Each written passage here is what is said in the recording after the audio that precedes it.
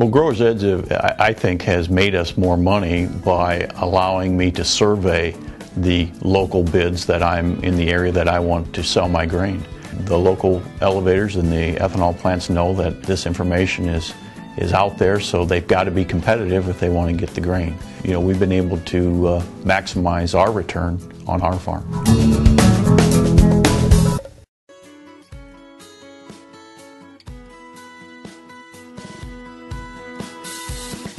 Good afternoon and welcome to GrainTV. It's May 29th, 2013. I'm Logan Burgess. To my right here is Cody Bills. Cody, let's jump into Fire Tip, see how the grain's traded on a Wednesday. As you can see, we had corn backing off $1.50 for July delivery. July soybeans down 7.5. And we had Chicago and Kansas City wheat both moving higher. We had Chicago wheat up 9 cents. Kansas City wheat up 4.25. You know, Cody, kind of a mixed day, it seemed like, in Chicago. We had some fundamental news pushing the markets. We had some technicals. Kind of what was your take on what we saw here? Well, first of all, soybeans was getting pushed down a little bit harder. A lot of selling coming into the market, especially after cancellations that were reported by FASS here. About 147,000 metric tons of old crop soybeans were canceled here. And what that kind of tells me is that there may not be the kind of demand expected up around these parts. We know that the export sales have been lagging, especially with South America, with the crop that they have. Of course, we had that strike down in Argentina at the ports, and then that was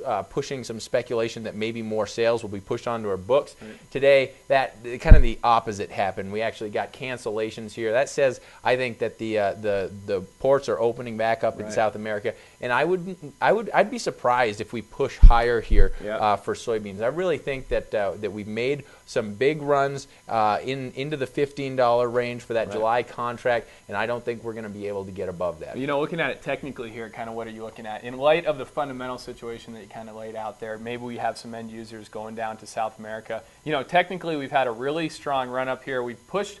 We've really tested some highs here. Certainly 1550 acted as some pretty serious resistance. And over the last couple of days, we've tried to move higher, but really weren't able to. What kind of technically, what are you looking at here? Well, you know, we had that huge wick back here, and that went all the way up to, basically about 1547, I believe. And then we tried it again, couldn't quite push back up to those previous highs.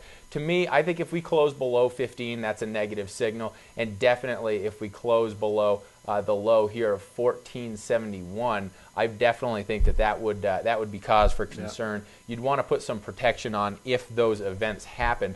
Let's turn our attention really quickly over here to corn, because I think the landscape here, the technical landscape, is shaping up kind of quite nicely. Notice this blue line. This is the 50-day moving average, and we hugged right into that. We couldn't get above it for quite some time. We were finally able to mount that late last week, and you notice that we've touched that 15 and then rocketed back up to the high side of this range.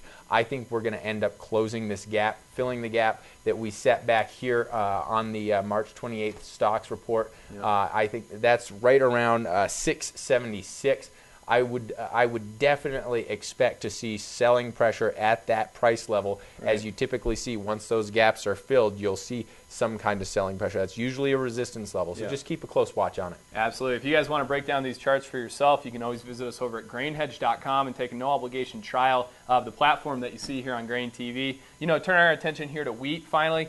We did see wheat have a little bit of strength here today. Not a lot of fundamental news, but late in the day we did get a story out from the USDA that genetically modified wheat had been found in Oregon. No varieties of genetically modified wheat are legal for sale in the U.S., and the concern now is that we might see some end-user cancellations on the international market. So that's certainly something to keep an eye on right now, kind of a developing story. We haven't seen that affect the cash markets out west yet, but certainly that's something we'll keep an eye on here. The concern is that, as I said, we would see international cancellations as a result of this here. All right, Logan, you know, one other thing. I think we have a shortened week this week. What's coming down the pipe in terms of news that we should be paying close attention to that might drive the markets for the close? You know, typically here we do get EIA ethanol numbers out today. That's going to be pushed back tomorrow. Expect another pretty good ethanol number reported tomorrow. I know last week we saw a marketing year high, and we've seen the ethanol crush margin remained relatively strong here over the last week. So expect another good number there. And then on Friday, we're going to be getting USDA export sales. Certainly could see some strength there. I think soybeans are going to be important to watch. As you kind of mentioned, we have seen a big run up in price. We'll see if that's affected old crop sales. Certainly would expect it to, but we'll keep you posted on that here on Grain TV. In general, that's kind of what we saw in the grain market here. Thanks a lot for joining us. We'll see you tomorrow for the EIA ethanol.